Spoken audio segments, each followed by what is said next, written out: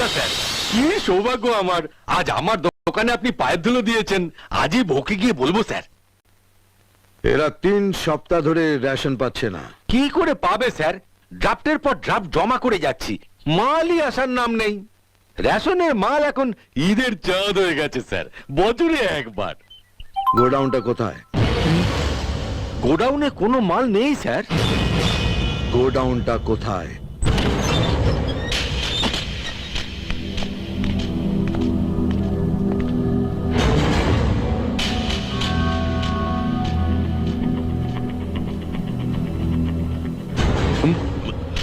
কিছুই করার নেই স্যার, এটাই এখন নিয়ম।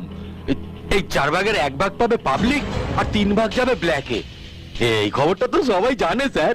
হঠাৎ খবর দেখে না, খবর পড়ে না, খবর তৈরি করে।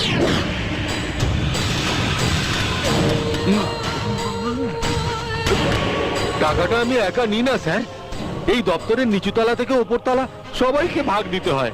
আর স্যার, সব থেকে বেশি ভাগ দিতে হয় ওই ফুড মিনিস্টারকে।